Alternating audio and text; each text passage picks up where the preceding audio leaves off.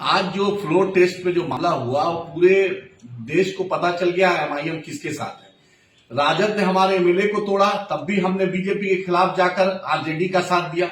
जो तेजस्वी यादव मुसलमानों के मुद्दे पे कभी नहीं बोलेंगे, लेकिन तब भी एमआईएम ने बीजेपी को हराने के लिए तेजस्वी यादव का साथ दिया। बड़हरिया में 9 साल के बच्चे को उठा दिया, तेजस्वी यादव नहीं बोले। बिहार शरीफ में दंगा हुआ, तेजस्वी यादव नहीं बोले। सासाराम में दंगा हुआ, तेजस्वी यादव नहीं बोले। मदरसा अजीजिया को जला दिया गया, तेजस्वी यादव नहीं बोले। आप मॉब लिंचिंग हुई, तेजस्वी यादव नहीं बोले। अररिया में एसएसबी ने उठा लिया, तेजस्वी यादव नहीं बोले। मुसलमानों के मुद्दे पर आज तक तेजस्वी यादव नहीं बोलते हैं, लेकिन मेरे एमएलए को भी इन्होंने तोड़ा, तब भी हमने बीजेपी को हराने के लिए साथ दिया। और हम पर बी टीम का इल्जाम लगता है। आज आपके सामने पता चल गया कौन बी टीम है कौन ए टीम है, ये आपके सामने जग जाइए। एमआईएम बीजेपी के खिलाफ थी, है और क्यामत की सुबह तक रहेगी इंशाअल्लाह ताला। हमारा स्टैंड क्लियर। सबका एमएलए को मुर्गी के दरबा की तरह बैठाया बंद किया जा रहा था। हमारा एमएलए अख्तर ईमान साहब अपने क्षेत्र में आवाम के बीच थे। यही एमआईएम की पहचान है, यही बैरिस्टर असदुद्दीन ओवैसी साहब की तरबियत है, यही एमआईएम का आइडियोलॉजी है। हम किसी के सामने न झुकते हैं न डरते हैं सिवाय अल्लाह के आगे। आज मैं पूछना चाहता हूं, तेजस्वी यादव जिस ए टू जेड की बात करते थे, आज ए टू जेड कहां है?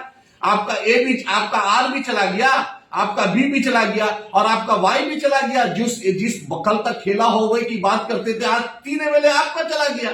और एमआईएम पे इल्जाम, तेजस्वी यादव, ये अहंकार तोड़िए। आप लालू जी में वो अहंकार नहीं था, लालू जी सबको लेके चलते थे। आपका स्पीकर साहब शहाबुद्दीन साहब की पुण्यतिथि में जाने में प्रोटोकॉल की बात करता है। वही अजय सिंह की मां में जो पूर्व जो सांसद के पति है, उनकी मां में वो गए थे। शहाबुद्दीन साहब के परिवार को नेशनल एजुकेटिव से हटा दिया गया।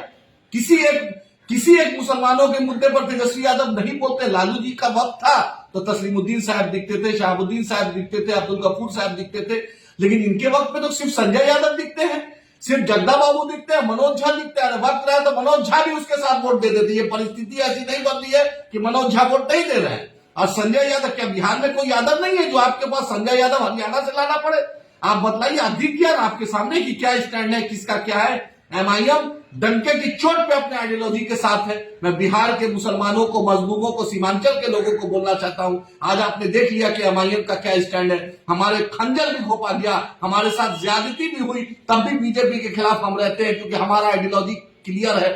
हम डर की राजनीति नहीं करते, हम इंसाफ की बात करते हैं। हम सीमांचल की लड़ाई लड़ते हैं, हम मजलूमों की लड़ाई लड़ते हैं, हम दलित, पिछड़ा, शोषित सबकी लड़ाई करते हैं। आज आपने देखा अख्तर ईमान साहब किस हिम्मत से बीजेपी के खिलाफ, उन्होंने सरकार के खिलाफ वोट दिया, अविश्वास प्रस्ताव में सरकार के खिलाफ वोट दिया और दिखलाया कि एमआईएम का क्या स्टैंड है।